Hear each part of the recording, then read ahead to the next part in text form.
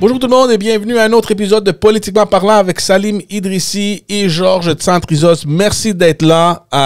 On est très contents. C'est notre troisième épisode. On continue ça. On est constant. On vous invite d'aller visiter notre chaîne YouTube et de vous abonner. Les chiffres commencent un peu à monter. C'est pas énorme, c'est pas extraordinaire, mais quand même, il y a du monde qui nous suit. Donc, on est content de ça. Évidemment, vous pouvez aller nous suivre aussi sur toutes les plateformes audio, Spotify, Apple Podcasts, Google Podcasts. On est sur Instagram as well. Regarde, j'ai sauté en anglais. On est aussi sur Instagram et sur Twitter. Allez nous suivre. On veut grandir un peu cette communauté-là et pouvoir échanger avec vous. On sait que vous avez des idées à nous envoyer, à communiquer. Et ça nous fera plaisir de savoir ce que vous pensez. Et pourquoi pas discuter de peut-être des choses que vous voulez aussi. Donc, ça nous fera plaisir. Salim, ça va bien? Oui, super. Toi? Moi, je suis très content. La neige presque disparue complètement. Je suis pas un gars d'hiver. J'aime pas trop la neige. I don't know. Ben écoute, ça s'en vient. Le beau temps a commencé. La neige a commencé à fondre. Alors, bientôt les terrasses. Ouais, exactement. Mais je me sens mal des fois parce que je veux pas que mon attitude envers l'hiver soit transmise à mes filles. Je veux, quand ils voient la neige, qu'ils soient excités, qu'ils veulent sortir jouer. Puis, à chaque fois que je vois de la neige, je me dis, non. Mais j'essaie de ne pas le faire devant mes filles pour ne pas leur donner un peu. J'aime ça quand les enfants sont excités de la neige. Mais c'est ça. Donc, l'été s'en vient. Puis, j'ai hâte. Puis, les nouvelles continuent. Ben oui. On a encore plusieurs choses intéressantes à échanger, à partager avec tout le monde. On ne pourra pas tout couvrir, mais il y a au moins 2 sujets super intéressants qu'on peut discuter un petit peu aujourd'hui. Je crois que ça vaudrait la peine qu'on couvre le projet de loi du ministre Christian Dubé en santé. Donc un autre ministre qui a envie d'arranger les choses dans le système de santé au Québec. Et évidemment, écoute, la semaine passée, on a parlé du budget provincial. Et quelques jours plus tard, c'est le budget fédéral qui a été présenté. Donc, je pense qu'on peut aborder ces 2 sujets-là. Je ne sais pas ce que tu as pensé de ces deux choses. On va commencer peut-être par celui sur la santé, qu'est-ce que t'en dis? Ouais, on va commencer avec celui sur la santé.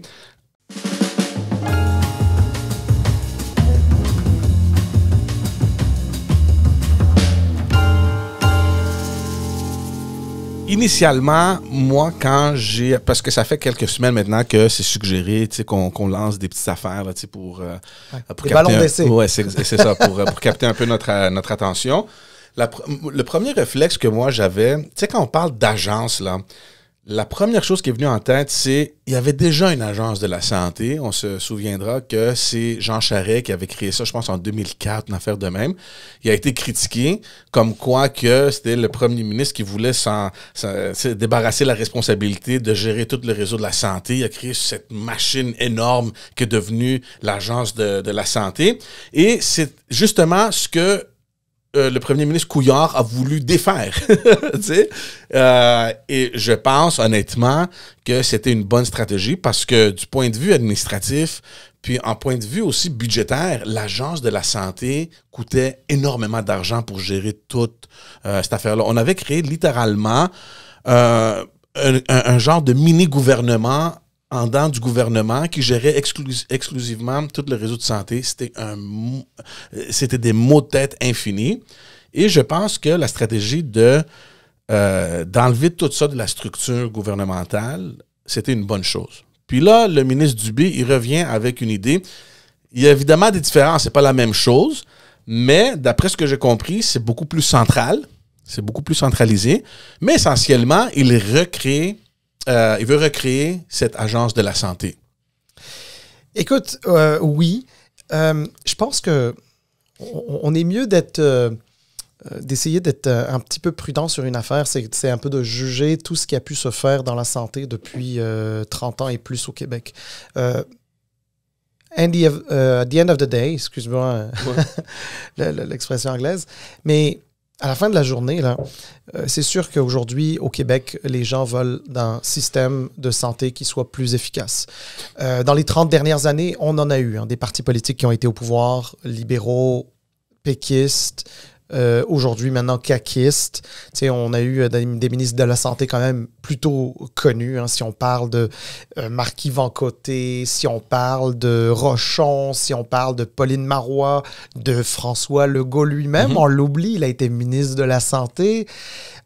Puis, bien sûr, il y a eu Philippe Couillard, qui l'a été, Yves Bolduc, Gaétan Barrette, entre-temps, il y a eu un peu de Parti québécois. Enfin bref.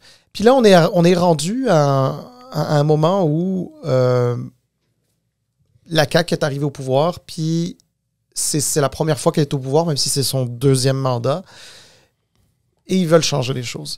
Puis je pense qu'il y a quelque chose de très intéressant, puis je vais reprendre un peu les paroles de Christian Dubé.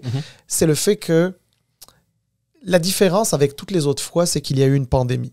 Et dans cette pandémie-là, ça a mis la loupe sur tout ce qui ne fonctionnait pas, ou tout ce qui fonctionnait mal, et tout ce qui devrait changer. Alors évidemment, ce qu'il propose de faire aujourd'hui, ça ne pouvait pas se faire sans qu'il puisse y avoir d'autres choses qui ont été faites dans le passé. Notamment des choses que le gouvernement Couillard a fait avec le ministre Gaétan Barrette. Donc c'est intéressant. Mais surtout, moi, ce que je retiens, là-dedans, il y a beaucoup de choses, on va en parler, mais là, l'une des principales choses, là, c'est le fait d'avoir un seul employeur. Un seul employeur, ce serait cette Santé Québec, cette agence Santé Québec.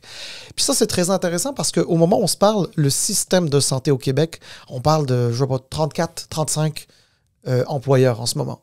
Les différents CIS, CIUS, etc. Là, on aurait un seul employeur, ce qui est une très bonne chose dans la gestion du personnel. D'ailleurs, le projet de loi prévoit aussi une espèce d'agence de placement. On a beaucoup parlé des agences de placement durant la pandémie, excusez-moi, j'ai dit prévues, mais privées. Toutes ces agences de placement privées, etc. pendant la pandémie, mais même avant et après, ça... En tout cas, à chaque fois qu'il y a eu des histoires, bien sûr, de main-d'œuvre, de disponibilité, etc., de temps supplémentaire ou non, de comment on les place, etc. On parlait de ces agences-là. Bon, elles ont été abolies, mais là, Québec veut mettre sa propre agence de placement, ce qui est une très bonne chose parce que ça va permettre justement de mieux répartir les ressources humaines et aussi ce qui va permettre à des infirmières, par exemple, qui partent d'une région vers une autre région, de continuer de dealer avec le même employeur, conserver leur ancienneté, parce que jusqu'à maintenant, il y avait des gens qui, une fois qu'ils démarraient leur carrière dans un endroit, dans une place... Ils devaient rester là. Ils devaient rester là parce qu'ils perdaient leur ancienneté. Exact. Alors là, ça, c'est intéressant parce qu'il y a une espèce de mobilité qui pourrait se créer, puis ça pourrait être très, très intéressant. Moi, je le vois d'un point de vue de la gestion. Puis d'un point de vue de la gestion, d'avoir un employeur qui serait Santé Québec, cette agence, mais qui s'assurerait d'avoir des gestionnaires dans chacun des établissements. Au moment où on se parle, il n'y a pas un gestionnaire par établissement. Il y a des hôpitaux dans lesquels on rentre. Il n'y a pas de DG dédié. Les boss, ils sont au CIUS, ils sont dans un CIS ou des choses comme ça. Donc, alors, CIUS pour Centre intégré universitaire de santé et de services sociaux, et les CIS ne sont pas universitaires, donc ils sont juste intégrés. Donc voilà. Alors ça, moi, je te dirais que c'est l'élément qui a plus attiré mon attention à premier abord. Mais je vais t'entendre un peu là-dessus aussi. Puis on va s'en parler parce qu'il y en a des choses. Mais moi, dans le fond, c'est ça. Je sais pas exactement comment ça va aller. Ça sera quoi l'idée finale de cette structure-là? La seule chose que j'ai en tête, c'est l'argent que ça coûtait au gouvernement de gérer l'ancienne agence de la santé. Évidemment, il y en avait beaucoup. Il y avait l'Agence de la santé de Montréal. Il y avait un peu éparpillé partout. Maintenant, ça a l'air que c'est plus centralisé. Comme tu as dit, il y a un boss qui va tout gérer le réseau. En termes de coûts, je ne sais pas c'est quoi que ça va représenter, mais en même temps, il faut penser aussi que d'avoir juste un boss, ça va être problématique, surtout avec les différents syndicats. Comment que un patron va aller dire à, par exemple, on entend souvent parler de ça, les médecins spécialistes, spécialisés, spécialistes, comment que tu vas lui dire quoi faire, où le faire, comment le faire. T'sais, parce qu'il faut s'entendre que dans le réseau de la santé, on a je ne sais pas combien de syndicats qui sont gérés différemment, avec des responsabilités différentes, avec plein d'affaires, des négociations différentes.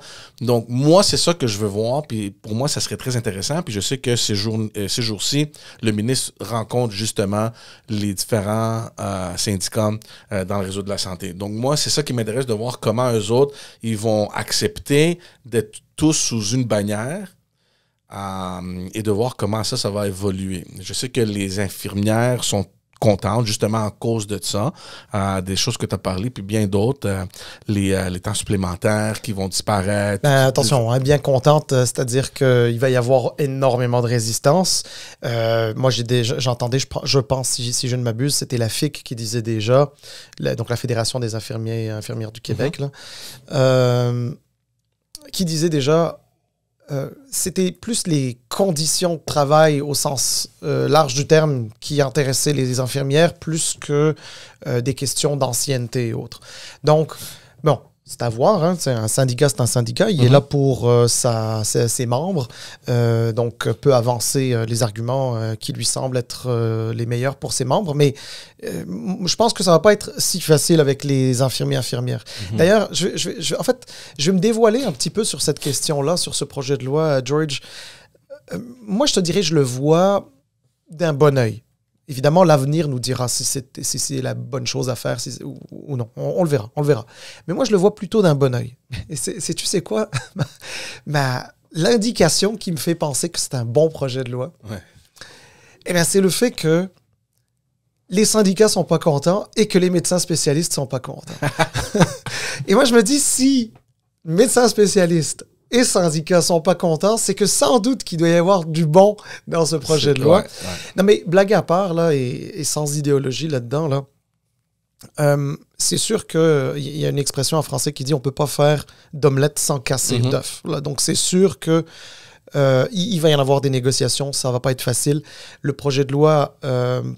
il prévoit quand même beaucoup de choses, forcées, parce que, justement, pour répondre un peu à ce que tu disais, il va forcer les médecins spécialistes à en prendre plus et va les forcer à certaines pratiques dans leur région, mais aussi parfois à l'extérieur de leur région, etc. Même dans le secteur privé. Absolument, exactement. Puis moi, honnêtement, je pense qu'on est rendu là. Il faut brasser un petit peu la cage. Maintenant, quant à ton autre question sur la question des coûts, mais c'est sûr que ça, c'est un changement qui se veut être plus efficace. Donc, il y a une espèce d'efficacité qui est recherchée. Efficacité, ça ne veut pas dire, économiser. Efficacité, ça veut dire en avoir pour son argent. Donc, être sûr qu'on en a le plus pour l'argent qui est investi. Et écoute, moi, je pense que je ne ferai pas trop le parallèle avec les agences de santé qu'on a connues dans le temps, parce que justement, c'était des agences, c'était pas une agence partout au Québec, c'était pas un employeur unique, c'était plusieurs agences sur le territoire. Donc, on est dans un cas de figure un petit peu différent. Regarde, quelque chose qui est lié véritablement au coût et à combien ça va coûter, ce sont les conventions collectives. Au moment où on se parle, il y a 36... C'est 36... Oui, c'est ça. Je pense que c'est 36... conventions collectives. Donc, par exemple, Mme Lebel, qui est au Trésor, son ministère, enfin le Conseil du Trésor, négocie avec tout ce beau monde-là les conventions collectives. On tomberait à 4. C'est 9 fois moins. C'est quand même...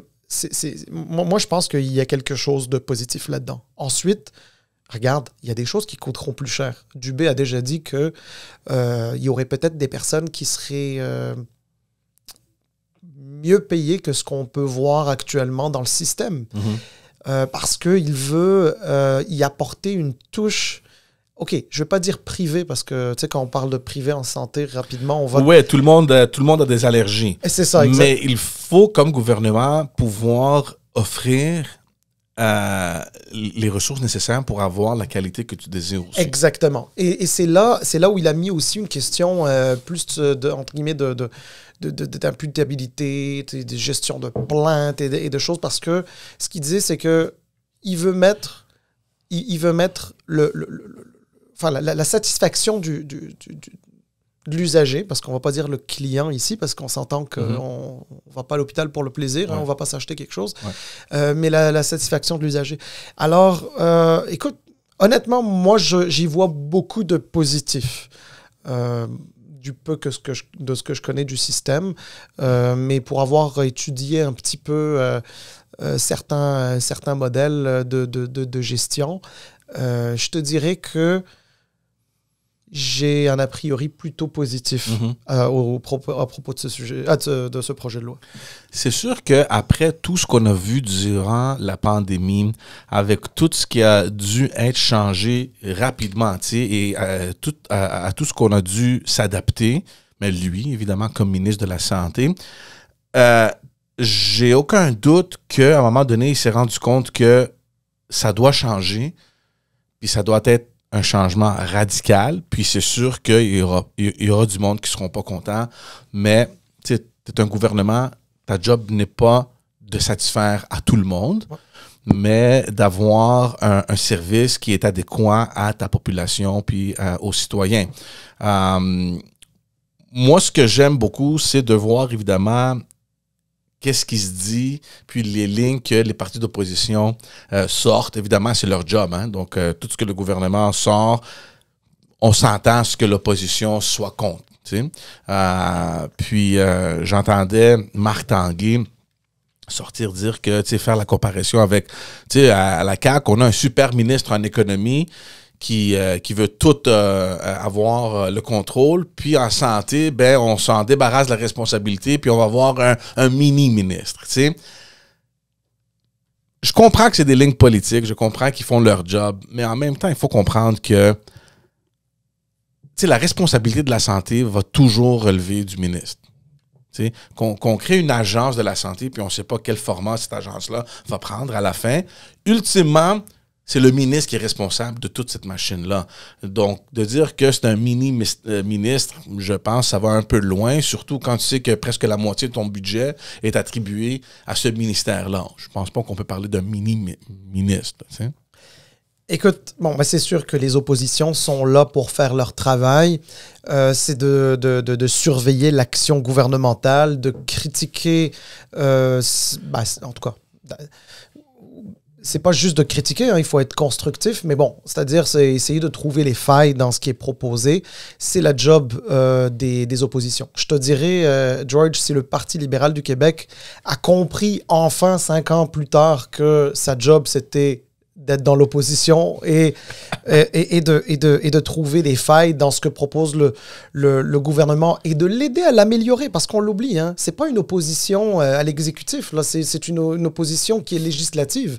On est au Parlement, on est là pour améliorer les projets de loi. Là, il y a un gros projet de loi, c'est sûr que le Parti libéral du Québec, comme Québec solidaire, comme le Parti québécois, même s'il n'est pas reconnu comme parti politique à l'Assemblée nationale, mais quand même, vont devoir travailler à améliorer ce projet de loi. Oublie pas, au-delà de la politique partisane, comme Québécois, comme citoyen du Québec, c'est pas dans notre intérêt que Dubé échoue. Au contraire. Ouais. S'il gagne, tu comprends ce que je veux dire, mais s'il réussit à faire ce qu'il a envie de faire et que ça donne les résultats escomptés, comme citoyen canadien de la province du Québec, on est, comme Québécois, on est gagnant, puis on peut le souhaiter. Et pour ça, les bonnes idées des oppositions sont les bienvenues. Donc, moi, je trouve que ce serait une bonne chose que les oppositions, plutôt que de juste s'opposer, de trouver des éléments d'amélioration à ce projet de loi. Ensuite, à la toute fin, ils décideront de voter pour ou contre. Mais au moins... ça ne changera rien. Exactement, ça ne changera rien anyway. Mais il y a un élément politique quand même très, très important à remettre un petit peu en contexte. Quand Philippe Couillard s'est fait élire, il a nommé Gaétan Barrette ministre de la Santé. Et Gaétan Barrette, il a donné son nom, j'ai envie de dire, à la comment dire, à la réforme qui porte son nom maintenant. OK? Tu sais, Gaétan Barrette a fait une assez bonne job, je te dirais. Une assez bonne job, pas évidente. Bousculer les façons de faire dans ce système au Québec, c'est vraiment pas chose facile. Mais il a quand même fait des choses, et il a fait beaucoup de choses. Et des choses plutôt positives. Hein. Je pense que at the end of the day, le gouvernement Couillard a quand même livré des choses intéressantes. Sauf que, puis là, c'est là que c'est très important de le voir politiquement, il y a deux éléments qui jouaient un petit peu contre les libéraux et contre Gaétan Barrette. La première, bien sûr, c'est un style de personne, de personnage. Gaétan Barrette était quelqu'un qui brassait la cage, etc. Donc, je pense que c'est un secret pour personne. C'était sa façon de vouloir faire avancer les choses avec toute la bonne volonté qu'il avait, etc. Ça, c'est certain. Qui fait... et qui est très différente, bien sûr, de l'approche un peu plus consensuelle, ou je dirais même beaucoup plus consensuelle de Christian Dubé. Ce qui fait que Christian Dubé est plus populaire que Gaétan Barrette ne l'a été. Mais il y a une raison à cette popularité-là, ou cette impopularité-là à Gaétan Barrette. Elle n'est pas juste due au style Gaétan Barrette. Elle est due au fait que la réforme Barrette s'est faite dans un contexte de compression budgétaire. Donc, les gens ont associé, quand je dis les gens, c'est-à-dire tant la population, les observateurs, les journalistes, les oppositions, tout le monde voyait dans la réforme Barrette des coupures. Associer les coupures ou les compressions budgétaires, appelons ça comme on veut, là, dépendamment de si on veut être plus positif ou plus négatif. Là, mais, donc, c'est ça. Et aujourd'hui, on est dans une situation différente. Effectivement, il y a eu la pandémie, on en a parlé. Et en plus de ça, on a un style de leadership différent et un taux de popularité plus élevé. Donc, j'ai envie de te dire qu'en ce moment-là, il y a comme une... Christian Dubé est porté par une vague positive. Je ne sais pas ce que ça sera dans quelques mois. Là. Peut-être que dans quelques mois, on va s'en reparler puis on va se dire « Oh mon Dieu, on n'aurait jamais pensé que ça irait mal. » Il a frappé un mur, genre. C'est ça.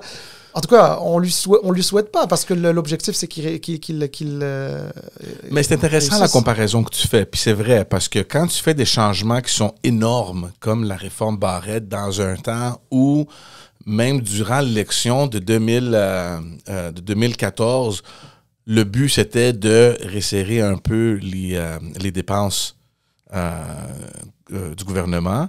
C'est sûr que des changements comme ça, ils étaient perçus comme « Ah, tu coupes, tu nous enlèves. » Tandis que maintenant, à cause de ce momentum que la CAQ semble avoir, et la popularité, évidemment, c'est considéré plus comme un positif. Eux autres, ils vont changer quelque chose.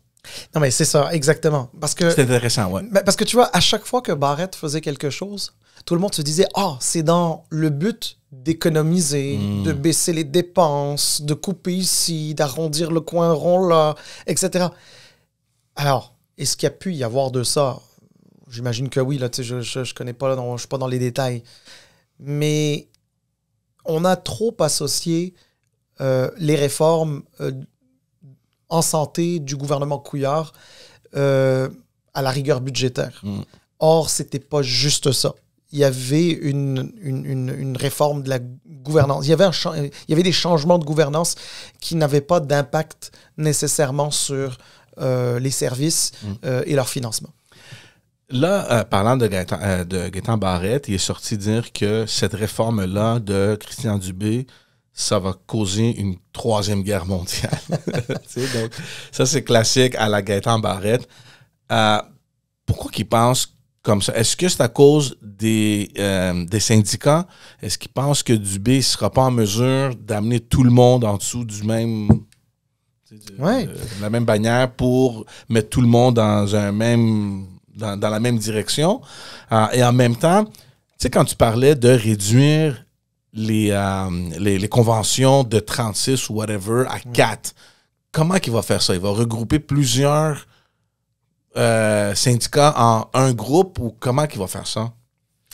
Alors, deux choses. La première, tu répondais déjà à la question, c'est-à-dire que quand Gaétan Barrette a fait mention d'une troisième guerre mondiale, probablement que oui, c'est-à-dire qu'il pensait aux médecins spécialistes et aux syndicats. Et en passant, il les connaît très bien tous les deux. Il a très bien connu les médecins spécialistes pour avoir été lui-même à la tête de la Fédération des médecins spécialistes du Québec. Donc ça, c'est d'une part. Et il a aussi extrêmement bien connu les syndicats lorsqu'il a été ministre de la Santé. Je crois que Gaétan Barrette sait que c'est pas facile. Il a été ministre de la Santé pendant 4 ans et demi. Il sait que c'est pas facile. Il sait que c'est toute une bataille. Lui, il appelait ça la guerre mondiale. Mais c'est toute une bataille. Il s'attend à ce que Christian Dubé vive des moments plus compliqués politiquement, etc. Et c'est probablement la raison pour laquelle il a mentionné aussi que ça prend l'appui de ton premier ministre. Parce qu'une fois que les syndicats vont déchirer leurs chemises des différentes ressources humaines qui sont dans le réseau, que ce soit les infirmières ou autres, etc. Une fois que les médecins spécialistes aussi vont y aller avec leur show, une fois que tout le monde va, excuse-moi l'expression, mais une fois que tout le monde va chialer, eh ben c'est là que tu vois, est-ce que ton premier ministre est derrière toi ou non? Est-ce que c'est le premier ministre qui va se dire « Oh non, c'est les sondages... on va reculer un peu. On va reculer un peu, on va mettre de l'eau dans notre vin. » Ou alors, c'est le premier ministre qui va dire « Écoute, Christian, t'es là pour faire une job, faut que tu la fasses jusqu'au bout. » Mais j'ai l'impression aussi que c'est l'œuf ou la poule. J'ai l'impression que si ce projet de loi est venu à ce point où est venu aujourd'hui, où il l'a présenté, ça veut dire qu'il a déjà passé une certaine approbation du bureau du premier ministre. Voici ce que je veux faire, voici les orientations. En gros, là, c'est quoi le big picture, qu'est-ce qu'on veut faire, voici ce qu'on va faire. Oui. Puis, sinon, le premier ministre, il lui aurait jamais donné le feu vert d'avancer s'il savait que peut-être dans 1 ou 2 mois, il va falloir que je rentre pour corriger tes erreurs. Non, mais écoute, en fait, ce que tu dis est factuellement vrai. Mais en même temps, pour avoir été assez longtemps sur la colline parlementaire à Québec, là... comme on dit en anglais, if the shit hits the fan, le gars va dire, regarde, t'as fait une erreur. Écoute, il y a personne qui sait que c'est moi qui t'a donné le feu vert, je vais rentrer pour sauver la situation. Moi, j'ai vu des messages textes passer où on demandait aux gens de remettre la pâte à dents dans le tube. J'ai vu des choses, là. Non, regarde, non, tu sais, un bureau de PM, c'est pas vrai que c'est cohérent tout le temps.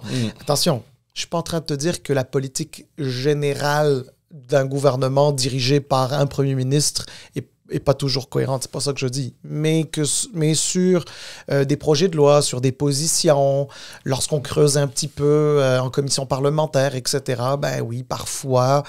il y a des impératifs politiques qui font en sorte qu'un bureau du premier ministre peut te dire « Écoute, je sais qu'on s'était mis d'accord sur telle direction, mais là, je te demande de rétro-pédaler. » Maintenant, puis ça, c'est ça qui est c'est ça le leadership. Puis moi, c'est le bout en politique que j'aime chez les gens, c'est quand ils ont du leadership. C'est que si un premier ministre ou son bureau de premier ministre décide de rétro-pédaler sur quelque chose, il faut que ton premier ministre te soutienne. Tu sais, il est là, c'est comme, OK, le ministre de la Santé ou quelque autre ministre que ce soit a rétro-pédalé sur ce sujet. Il y a une raison, il y a une motivation derrière, l'assumer, puis d'être derrière ton ministre. Mais si c'est genre, c'est le ministre qui dit ce qu'il veut, aujourd'hui, lundi, il dit quelque chose, mardi, il dit autre chose, c'est à cause du PM, mais personne n'est au courant. Il y a juste le ministre qui, de par sa responsabilité ministérielle, pâtit de la situation. Ça, c'est à la fois injuste, parce que derrière ces ministres-là, il y a des êtres humains. Non seulement c'est injuste, Mais en plus de ça, c'est la meilleure façon de fragiliser un ministre et donc ton propre conseil des ministres. Ouais. Alors, ensuite, il faudrait qu'on se fasse des épisodes qui sont hors actualité pour parler de ces petites choses-là parce qu'ils sont super intéressantes et qu'on voit pas. La question, est-ce que tu veux sortir tout ça sur la place publique, tous les messages textes? Non, voyons. Non, moi, ce que j'ai vécu, je l'ai vécu, mais... En passant, tout le monde, quand les micros seront fermés puis les caméras... c'est sûr et certain que je vais demander c'est quoi ces messages textes? Ouais. Non, mais regarde. Bon, d'abord, hein, c'est pas des choses qui se passaient non plus tous les jours. Hein, c'est des situations. Ensuite, ce qui s'est passé, il y a beaucoup de choses que on ne raconte jamais quand on quitte la politique. Hein, c'est des trucs de confidentialité et tout. Hein, là, mais ce que je veux dire surtout, George, derrière ça, c'est que c'est hyper important qu'un premier ministre soit derrière ses ministres. Sinon, le ministre ne pourra jamais livrer. Tu peux avoir le meilleur projet de loi pour mettre en place la meilleure agence de gestion, pour rendre ton système de santé le plus efficace possible. Quand c'est dur, c'est dur. Et si tu gouvernes en fonction juste des sondages, puis des focus group, etc., tu risques d'avoir un problème. Tu sais, gouverner, c'est prendre des décisions, et c'est prendre des décisions qui sont souvent pas populaires, mais qui sont nécessaires. Quelques autres petites affaires, des décisions, des points sur cette réforme-là. On parle d'un commissaire aux plaintes. Oui. On parle aussi d'une agence de placement public. Donc, le gouvernement va assumer cette responsabilité-là qu'on a vu souvent durant la pandémie où il y avait des agences privées qui plaçaient leur personnel. Et aussi, on revient à la médecine familiale, quelque chose qui semble ne pas être trop populaire ces jours-ci. Et on sait à quel point c'est tellement important que les gens ont un médecin de famille. Parce que, évidemment, tout le monde se rend aux urgences, puis c'est là où les problèmes commencent. Ben oui, absolument. Ben d'ailleurs, si je peux me permettre, une des grandes réalisations, à mon sens, du gouvernement Couillard, ça aura été quand même la question des médecins de famille. Évidemment, c'est pas 100% des Québécois qui en ont eu un à la fin du gouvernement Couillard, mais je pense qu'on parlait de, je sais plus, 81, 85%, un truc du genre. C'est une grande réalisation. Ce qui était quand même pas mal. Évidemment, on parle quand même d'un 15% à l'époque. Aujourd'hui, je sais pas c'est combien, mais qui n'en avaient pas. Puis des familles qui en ont pas, ou des gens qui n'ont pas de médecin de famille. C'est pas normal. C'est pas normal d'abord parce qu'elles en ont besoin, pour des raisons évidentes. Puis c'est pas normal parce que, comme tu le dis si bien, ça engorge inutilement les urgences. Rentrer dans le système, c'est excessivement difficile. Et ça, c'est bien dommage. Puis imagine des gens qui ont besoin d'un petit onguent pour les yeux. Puis je le dis parce que ça m'arrive une fois par année à peu près d'en avoir besoin. Écoute, si je dois aller aux urgences, d'abord, j'irai même pas. J'attendrai pas 48 heures parce que pour un truc aussi banal, je vais mettre 48 heures à passer pour ça. Puis en plus de ça, je vais juste aller engorger le système plus qu'il ne l'est. C'est inutile. Donc là, pour l'instant, on s'entend en quoi?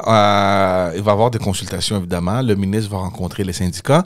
Puis ensuite, le projet de loi va être étudié en commission parlementaire. Donc ça, évidemment, c'est pas quelque chose qui va se produire demain. T'sais, on parle de plusieurs mois, voire même la fin du mandat, là. Oui. Alors, c'est intéressant.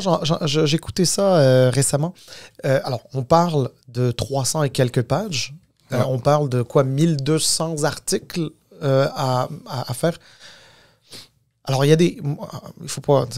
C'est pas vrai qu'on va mettre du temps sur tous ces articles-là. Il y a des articles qui vont être adoptés assez rapidement, assez facilement, etc. D'autant plus que ce projet de loi-là regroupe une trentaine de lois déjà présentes dans le système. Parce que le système de santé, je pense qu'il y a, je sais pas, 30 ou 35 lois qui le font fonctionner, dans le fond. Ben, ce projet de loi, il regroupe la majorité, si ce n'est elles toutes. Donc, il y a beaucoup de choses là-dedans qui se font déjà, qui n'ont aucune raison de ne pas être adoptées et qui devraient l'être. Maintenant, c'est sûr que c'est beaucoup de temps en commission parlementaire. J'espère que le temps qu'on va y passer, c'est pour améliorer un projet de loi. Parce que pourquoi on passe en commission parlementaire? On fait ce qu'on appelle l'étude détaillée. On l'appelle aussi l'étude article par article. C'est qu'on passe à travers chaque article, puis on le discute, on le débat, on essaye de l'améliorer. Les oppositions proposent des choses, parfois de l'enlever, parfois de rajouter quelque chose. Enfin bref, l'idée, c'est d'avoir un meilleur projet de loi. J'espère qu'on est dans une situation où tout le monde va travailler ensemble. On a un gouvernement super majoritaire, pas juste majoritaire, 90 députés. On a des oppositions qui sont faibles et en mauvais état. J'espère juste qu'on ne sera pas dans une situation où le gouvernement va juste venir comme bulldozer puis dire, moi, je suis majoritaire, je fais tout passer ça sans discussion.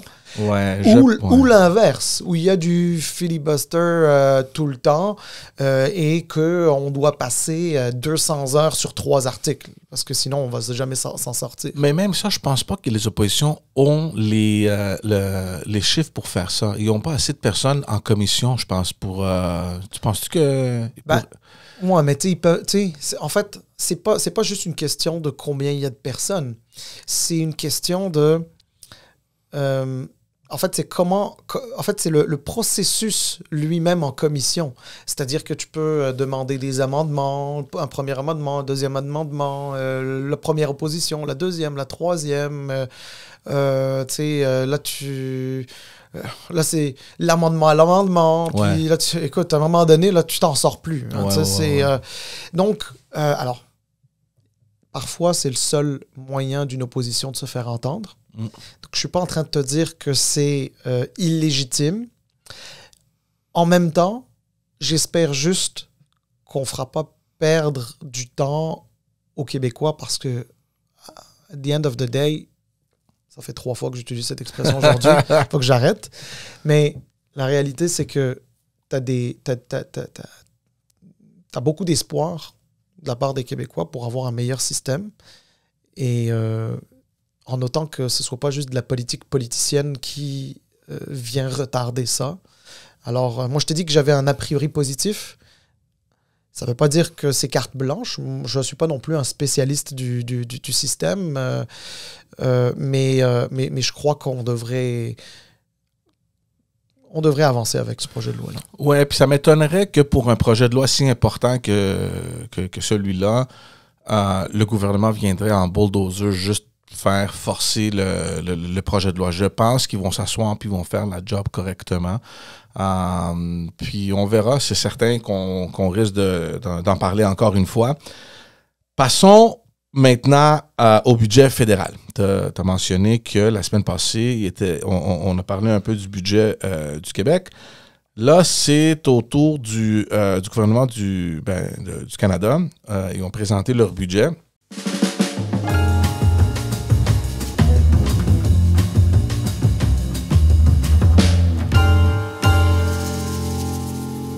Avant de parler du budget, par contre, juste revenir à ce qu'on parlait de la semaine dernière, où soudainement, toute la question d'ingérence étrangère a disparu. Est-ce que Justin Trudeau s'en est sauvé de ça? Est-ce que tu penses que la visite de Biden est venue, là, il y a le budget, il semble que personne ne parle plus de la Chine ou de l'ingérence ou du député, il n'y a plus d'histoires qui sortent.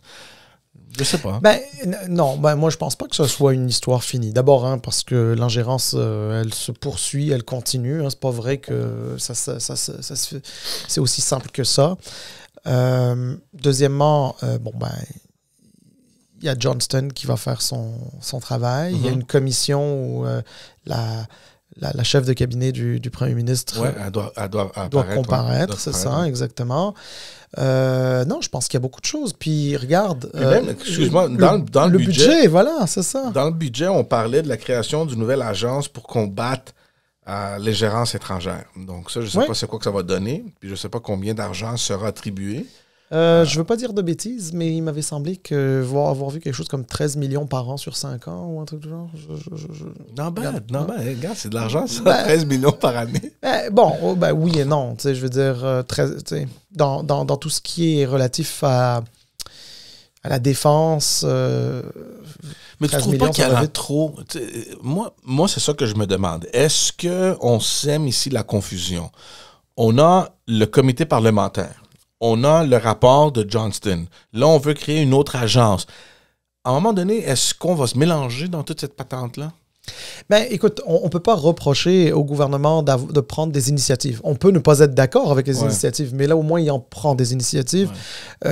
Si c'est quelque chose qui peut améliorer les choses, pourquoi pas? En même temps, je te dirais que le montant, à mon sens, est assez petit pour que ce soit littéralement comment je vais dire ça, des recommandations de fonctionnaires qu'au niveau politique, ils ont approuvées en se disant c'est la chose à faire pour contrer l'ingérence. En passant, c'est pas juste cet argent-là. Hein. Il y avait de l'argent déjà prévu dans le renseignement, il y a de l'argent qui est déjà prévu en défense, etc. Donc là, le budget on parle de nouveaux sous, de nouvel argent. Mais non, je pense que c'est encore là. Mais moi, je pensais que tu allais me parler de Roxham, parce que la semaine dernière, on se disait... En plus, je me suis revu ou réentendu en train de dire là, il ne faut pas monter les attentes des gens, parce que peut-être qu'il n'y aura pas grand-chose. Finalement, on l'a fermé. Finalement, on l'a fermé. Mais tu vois, c'est ça qui est intéressant, c'est qu'on était à la fois capable de nous entendre sur l'entente des tiers pays sûrs avec les États-Unis et le fermer. Donc, parce qu'il y a du monde qui disait, mais là, pourquoi le fermer? On n'a pas besoin de le fermer. L'essentiel, c'est qu'on ait une entente avec les Américains. Non, moi, je pense qu'on devait faire les deux, puis on l'a fait. Bon, maintenant, je dois quand même t'avouer que il y avait des histoires parfois qui faisaient un peu mal au cœur. Des gens qui ont fait des milliers de kilomètres, laissé des milliers de dollars avec peut-être l'envie ou le rêve de vivre au Canada et de fuir les atrocités de leur pays d'origine ou des choses comme ça. Donc, c'est sûr que ça fait mal au cœur de savoir qu'il y a déjà des personnes qu'on a retournées vers les Américains parce que... Mais en même temps, c'est pas comme si le Canada ne faisait pas sa part. Mais ça veut pas non plus dire qu'on les refuse. C'est juste qu'on leur dit, garde, allez rentrer par les canaux officiels. Exactement. Puis, Exactement. à un moment donné, on va continuer le processus selon les nouvelles lois puis les nouveaux critères. Non, mais tout à fait, exactement. Mais en fait, c'est là le point. Le point le plus important, c'est que c'est l'intégrité de notre système d'immigration et la manière dont on reçoit des demandeurs d'asile, des réfugiés, etc. Puis ça, c'est extrêmement important parce qu'il y a des gens qui sont pas moins en danger, qui mettent des années à être en mesure de venir, eux autres et leurs familles. Et puis, c'était un peu injuste que du monde passe devant. Et il y a aussi des gens, puis c'est pas la majorité des gens, mais quand même, là, au milieu de tout ça, il y avait aussi des personnes qui n'étaient pas nécessairement de vrais demandeurs d'asile, qui demandaient l'asile parce que c'était plus facile pour eux d'entrer au Canada de cette façon-là. Mais je veux pas faire le procès de tous ces gens-là parce que, honnêtement, là, de partir de chez soi de cette façon-là, il faut vraiment vivre quelque chose de douloureux. Là. Puis l'autre chose aussi, on peut pas ignorer le fait que je pense pas que ça va arrêter les passages irréguliers non plus. Ils vont trouver d'autres chemins, ça va se produire, sauf qu'il y aura un grand pourcentage de personnes qui rentraient de façon irrégulière au Canada d'être mieux gérées maintenant. Mais c'est exactement ça. Parce qu'en fait, tu as tout à fait raison quand tu dis que des gens pourraient rentrer illégalement et irrégulièrement Mais déjà, il y a des rapports que ça continue quand même. Mais absolument. Mais en passant, il n'y avait pas juste Roxham. Ouais. Puis d'ailleurs, l'un des arguments du gouvernement Trudeau pendant longtemps, c'était on peut bien fermer Roxham, il y en aura d'autres des points de passage illégaux. C'est pour ça que le gouvernement Trudeau disait le plus important, c'était de nous entendre avec les Américains. Pourquoi? Parce que cette entente des tiers pays sûrs, ça veut dire quoi? Ça veut dire qu'elle mais en fait, c'était quoi le point de cette entente-là? C'est qu'elle s'appliquait lorsque un demandeur d'asile entrait par la voie régulière, passait par un poste frontière régulier. Et donc là, ça s'appliquait. Donc ça veut dire que l'Agence des services frontaliers du Canada recevait quelqu'un qui demandait l'asile politique au Canada. Les agents canadiens lui disaient « Oui, mais c'est parce que vous venez des États-Unis. » Donc, il y a une entente sur les tiers pays sûrs qui fait en sorte que c'est aux États-Unis qu'il va falloir que vous fassiez votre demande. Pas ici, pas au Canada. Mais ça s'applique juste... Ça s'appliquait jusqu'à la semaine dernière. Ça s'appliquait juste dans des points d'entrée au Canada qui étaient légaux. Mais ça ne s'appliquait pas à Roxham parce que ce n'était pas un vrai point d'entrée au Canada. Et donc, le Canada avait l'obligation, selon le droit international, de les recevoir comme des demandeurs d'asile. Là, maintenant, avec cette entente avec les États-Unis, peu importe où des personnes traversent illégalement, ils seront retournés aux États-Unis. À l'exception d'un 15 000 personnes par an, je crois, on parle d'environ 15 000 personnes par an. Ça fait partie de l'entente avec les Américains. Sans doute que les Américains se disaient le Canada doit quand même être en mesure de prendre une partie de ces gens-là parce qu'il y a beaucoup de gens qui traversent la frontière entre le Mexique et les États-Unis, traversent les États-Unis, mais ils traversent les États-Unis juste pour se rendre au Canada. Ouais. Ils vont pas aux États-Unis pour aller aux États-Unis. C'est parce que ultimement ils veulent aller au Canada. Ouais. Donc il y a une partie de la responsabilité à prendre. Et by the way, George, c'est pas un problème ça. C'est pas un problème parce que le Canada en reçoit déjà des réfugiés, devrait peut-être en recevoir plus, je ne sais pas, c'est à voir. De toutes les manières, le Canada reçoit de l'immigration. Donc, si on est capable de recevoir des gens qui ne peuvent plus vivre dignement dans leur pays, ils pourraient venir ici à partir du moment où, bien sûr, ils répondent aux critères de la loi. Là. Exact. Passons au budget. Ouais. Es-tu surpris qu'on est en déficit encore? Juste à rappeler aux gens qui nous écoutent ou qui nous regardent. En 2015, Justin Trudeau a fait campagne et il était très clair. Il a dit, on va faire des déficits, des petits déficits pendant 3 ans, puis on revient avec un budget pas équilibré, mais en surplus en 2019. Ouais. Regarde, je sais pas c'est où qui a pris ces chiffres ou c'est qui lui a dit de dire ces lignes-là, mais les gens s'en rappellent. On s'en rappelle. Il n'y a eu jamais un budget équilibré depuis 2015. Puis il faut dire que Harper lui avait laissé quand même des finances saines. Il y avait, si je ne me trompe pas, en 2015, il y avait un petit déficit à couvrir de 4 milliards, 5, une affaire de même? 3,5, je crois. Je dis ça de mémoire, ça fait... Puis au niveau fédéral, un 3 milliards peut être absorbé super facilement, là. Il paraît même que le gouvernement fédéral à l'époque avait même des réserves qui auraient pu être en équilibre budgétaire l'année même où on est allé en élection, mais que pour des raisons stratégiques, il était mieux de laisser ces provisions-là pour l'année suivante et arriver en équilibre. Ça, c'est sûr que le ménage dans les finances publiques, le gouvernement conservateur de Harper l'avait fait. Et pourtant, il faut quand même lui donner quelque chose au gouvernement Harper à l'époque, c'est que il y a eu la crise financière, la crise économique.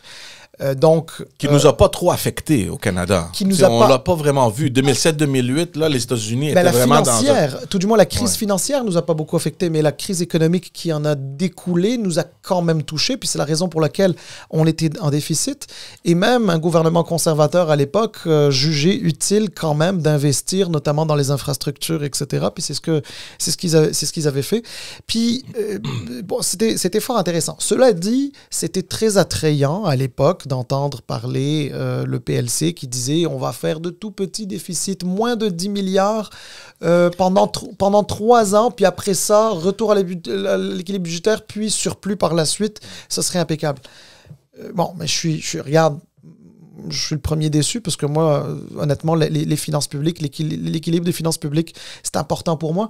C'est pas une religion dans le sens que quand c'est nécessaire d'en faire, et surtout si c'est des petits au niveau fédéral, comme tu dis, 3 milliards, 4 milliards, c'est pas tant que ça. Là, c'est beaucoup d'argent, mais pas tant que ça pour un gouvernement fédéral. Mais là, on est à un autre niveau. D'abord, là, on parle d'un déficit de plus de 40 milliards pour cet exercice-là, sachant qu'il n'y a jamais eu d'équilibre budgétaire depuis l'élection en 2015.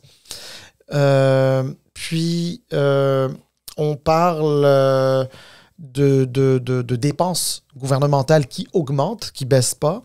La première fois qu'on avait entendu parler d'un retour à l'équilibre budgétaire possible, c'était à l'automne dernier. Là, je pense que c'était au mois de novembre. Ça fait vraiment pas longtemps, ça fait pas 6 mois de ça.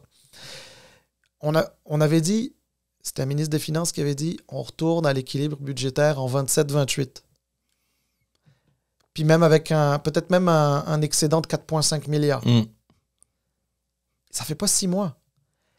Là, non seulement le déficit est plus gros qu'annoncé, les dépenses sont plus importantes que prévu, mais en plus, le 27-28 a disparu. Ouais. Pas d'équilibre.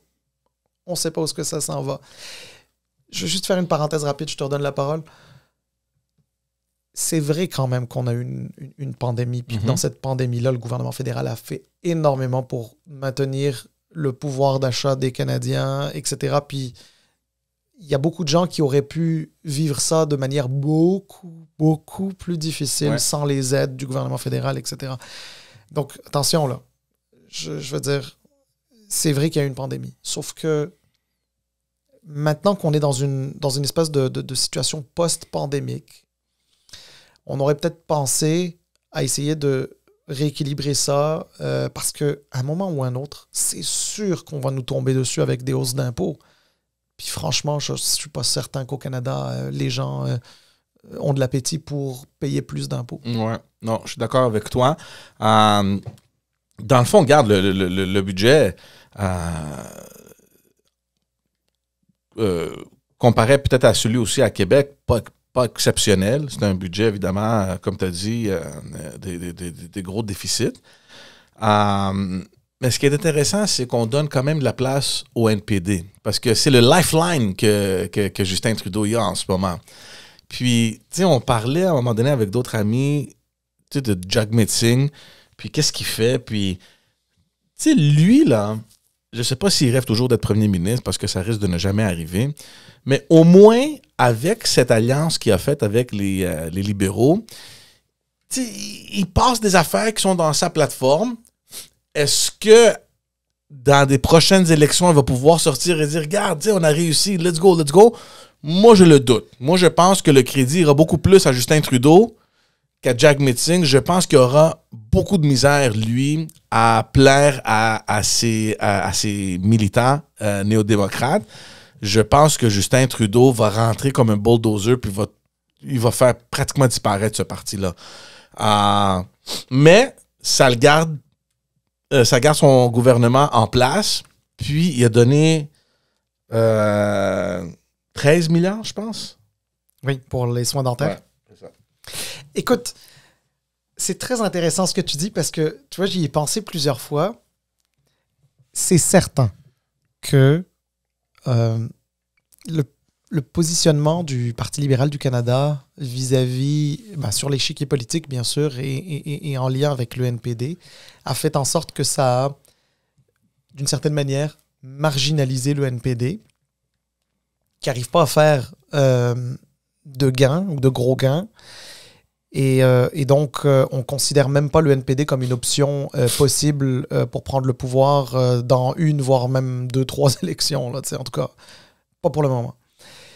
Mais puis c'est peut-être là où nos avis divergent un petit peu. Moi, j'ai l'impression c'est qu'avant,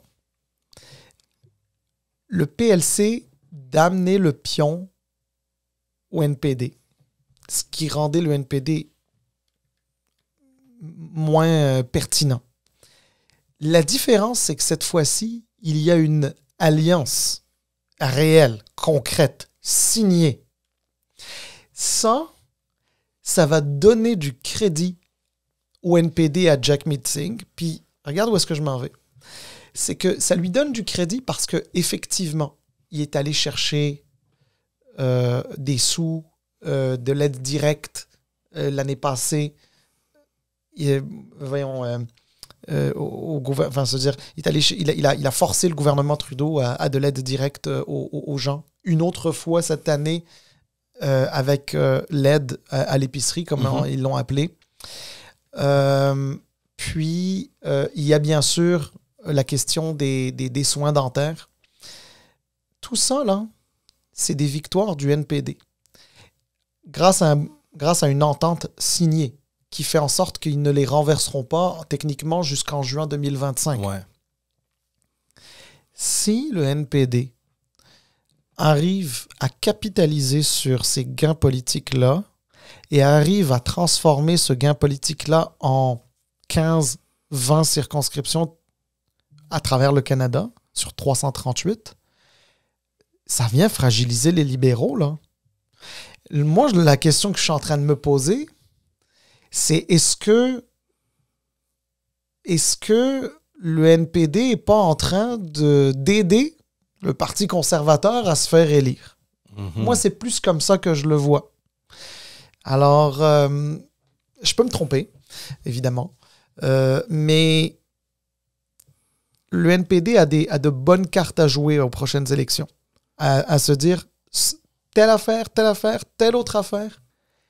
Si ça n'avait pas été de nous, puis de comment on a forcé les libéraux, puis on leur a tordu le bras, ils ne l'auraient jamais fait.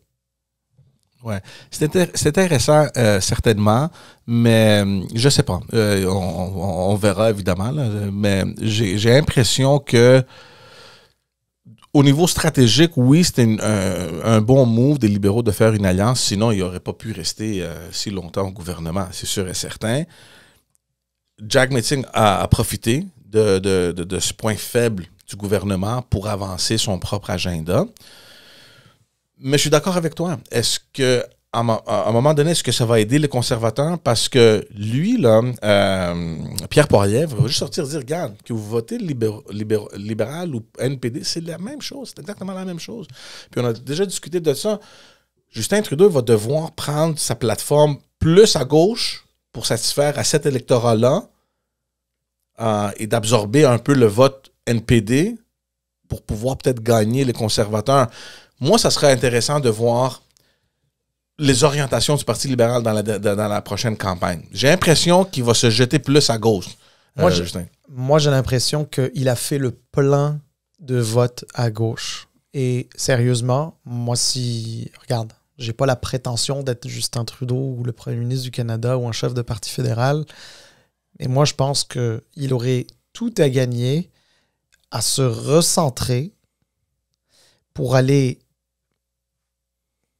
chercher des voix un peu plus au centre, là où il y a beaucoup de Canadiens, là où beaucoup de Canadiens se trouvent, parce qu'à gauche, il en fera pas plus. Mais je comprends ton point. C'est vrai qu'il a quand même perdu un peu de sa base du centre, Justin Trudeau. En fait, cette base du centre, Justin Trudeau l'avait. Et l'a probablement prise un peu pour acquis. Ouais. Pourquoi? Parce qu'il se disait, il n'y a aucune chance que les gens de centre votent pour Harper, Scheer, O'Toole et probablement encore moins pour Poilievre. Sauf que les gens du centre, comme beaucoup de gens dans l'électorat, ça se peut qu'à un moment donné, ils soient tannés. Mais oui. Et en étant tannés, c'est pas par... Comment je vais dire ça? C'est pas avec enthousiasme qu'ils vont aller voter pour Poilievre, mais ça se peut qu'à un moment donné, les gens du centre se disent « OK, it's time for a change. » Ouais, un protest vote. Ouais. Puis ça, c'est ce qu'on appelle aussi le swing vote, aussi dans certains cas. C'est-à-dire, c'est souvent des gens qui sont, qui se sentent ni libéraux, ni conservateurs, ni rien du tout. Hein. Eux autres, là, ils voient ce qui se passe, puis ils votent en fonction de la plateforme ou de ce qui les arrange. Et parfois, leur feeling. Parfois, leur feeling. Ils se disent, OK, là, regarde, là, ça fait trop longtemps, là, moi, je vais voter. Et je pense que, je peux avoir tort, mais ces gens-là, ils sont beaucoup plus nombreux que l'on pense. Et ces gens-là sont très silencieux dans les sondages. On ne les voit pas dans les sondages. C'est pour ça que quand je vois les sondages, moi, je me demande souvent, est-ce que l'opinion de ces gens-là, tu sais, d'une minorité ou une majorité silencieuse, dépendamment, je ne sais pas comment on peut le voir, est-ce qu'elle est prise en considération dans les sondages? Ça me semble que c'est plus non que oui. Et souvent, c'est ça qui cause les surprises là, durant les élections. Ben, c'est une très bonne question. Moi, je pense que tu as raison. Moi, je pense que la majorité silencieuse se trouve quelque part au centre. Là, ça, c'est sûr. Un centre qui n'est pas occupé. Hein. Honnêtement, il n'est pas occupé. Non, pas actuellement. Ou de moins en moins. De moins en moins, parce qu'on essaye de polariser la chose. Là, t'sais. Regarde, moi, à mon avis... À mon avis, c'est juste le enfin, en tout cas, c'est juste le moment d'être plus pragmatique, de régler les affaires et d'essayer d'éviter les calculs politiques, parce que les calculs politiques en ce moment-là, surtout du côté du gouvernement, ça risque de faire mal. Ouais. Retournons au budget. L'élément central, évidemment, c'est les investissements majeurs pour le secteur... les technologies vertes et l'énergie propre. Et c'est plutôt de l'argent qui est perçu comme crédit d'impôt, dans le fond. On met comme une réserve pour pouvoir récompenser les initiatives vertes. Oui, alors il y a beaucoup d'argent qui est consacré, je n'ai pas les chiffres de mémoire, je pense qu'on parlait d'un 15%, je pense, en crédit d'impôt, etc. Mais... non, il y a aussi de l'argent en infrastructure.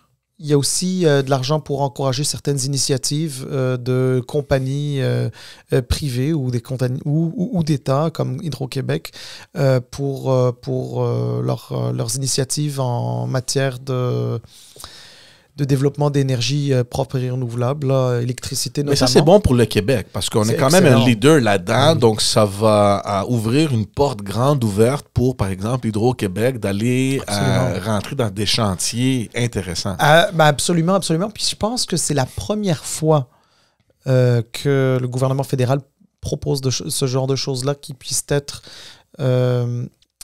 perçu par Revenu Québec. J'ai dit Revenu Québec. Hydro-Québec, oui. Hydro-Québec. Par Hydro-Québec. Et donc, ça, c'est très, très, très, très intéressant parce qu'effectivement, on a beaucoup d'avance là-dedans. Et puis, c'est des choses qui peuvent aider Revenu Québec. Oh mon Dieu, je ne sais pas qu'est-ce que j'ai avec Revenu Québec. Hydro-Québec, mais qui ont... oui, des choses qui peuvent aider le financement de certains projets d'Hydro-Québec. Assurément. C'est une excellente nouvelle. Qu'est-ce qu'il y a d'autre intéressant là-dedans? Écoute, on a parlé bien sûr des 13 milliards qui sont allés en frais en frais dentaires, là, en frais de soins dentaires. En passant, j'ai lu quelque part que le Québec serait pas trop intéressé pour l'argent qui vient en soins dentaires. Impossible. Le Québec est toujours intéressé par l'argent qui peut venir, ce qui est tout à fait normal. Puis c'est pour ça qu'on est dans une fédération. Non. En fait, c'est ce que le Québec dit, c'est que le Québec va demander pleine compensation. Pourquoi? Parce qu'au Québec, contrairement aux autres provinces, les enfants de moins de 10 ans ont déjà une couverture par la Régie de l'assurance maladie. Donc, le Québec va juste dire, nous, on le fait déjà, donc donnez-nous cet argent-là en compensation, puis on va en faire ce qu'on a envie. C'est ce que le Québec a fait pour les garderies, par exemple.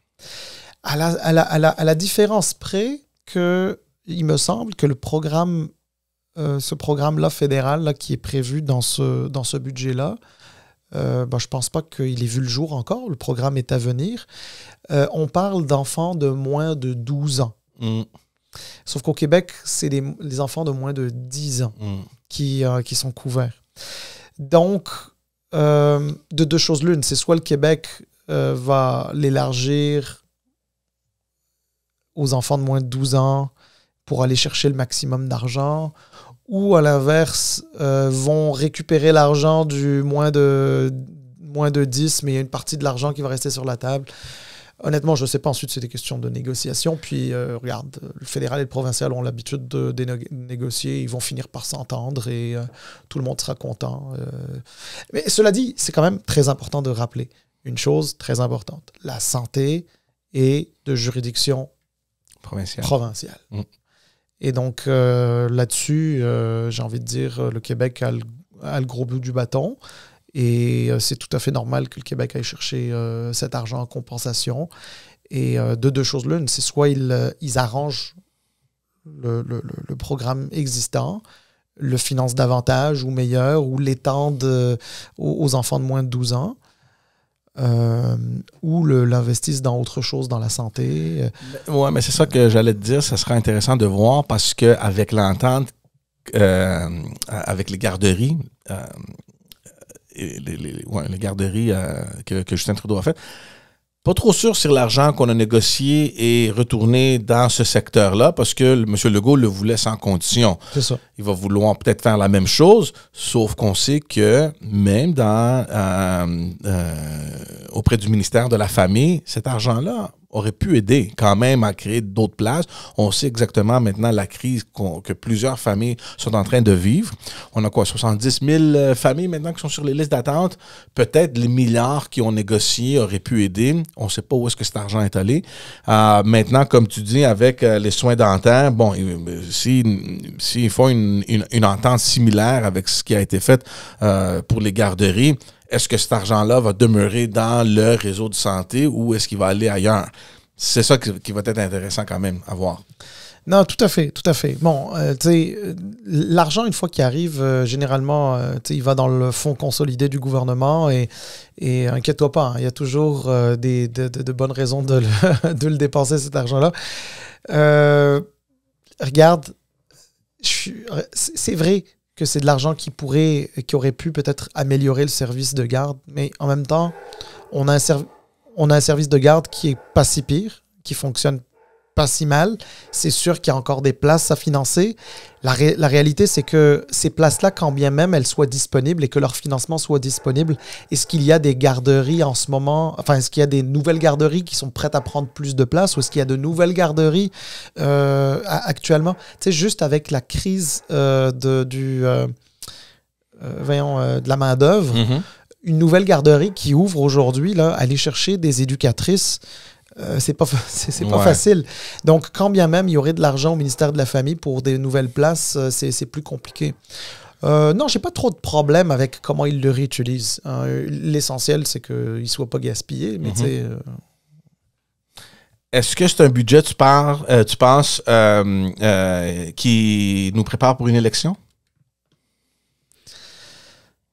C'est sûr. C'est sûr. Écoute, les dernières élections... Dans le fond, est-ce que tu penses que l'Alliance va demeurer jusqu'en 2025 ou si peut-être cette année, on va voir quelque chose de... En théorie, l'Alliance, elle est là jusqu'en 2025. En pratique, est-ce que les politiciens de tous les partis politiques là, ont véritablement envie d'arriver à des élections qu'en 2025, moi, je suis pas sûr de ça. Non. Y a des gens, des rumeurs qui disent qu'il y aurait une élection cet automne. Je sais pas. Possible. J'ai aucune idée. J'ai pas d'indication. Honnêtement, j'ai pas d'indication claire à ce sujet-là. Mais les gens spéculent à partir du moment où le gouvernement a plus de... Enfin, 18 mois ou plus. C'est la dernière fois, le gouvernement minoritaire a duré un petit peu moins de 2 ans. Et on avait reproché à Justin Trudeau, qui était en haut des sondages et qui était majoritaire dans les sondages, on lui a reproché d'avoir déclenché les élections. Et ça lui avait coûté probablement sa majorité. Ouais. Est-ce qu'il va vouloir lancer ça de nouveau, je ne sais pas. Est-ce qu'il pourrait pas y avoir quelque chose de spectaculaire qui arrive à la place? C'est pas impossible non plus. Hein? Est-ce qu'on verrait un changement de leadership? Non, mais j'ai aucune indication là-dessus. Je pense que c'est trop tard maintenant. Moi, puis on en a parlé dans d'autres premiers épisodes, je pense. Quand Justin Trudeau a fait l'alliance avec le NPD, j'étais sûr qu'il allait démissionner pour pouvoir donner le temps à son parti de renouveler puis rentrer dans une course au leadership. Je sais pas. Moi, il y a un an et demi, j'étais sûr à 100% que Justin Trudeau ne se présenterait plus comme chef du parti, que c'était fini pour lui.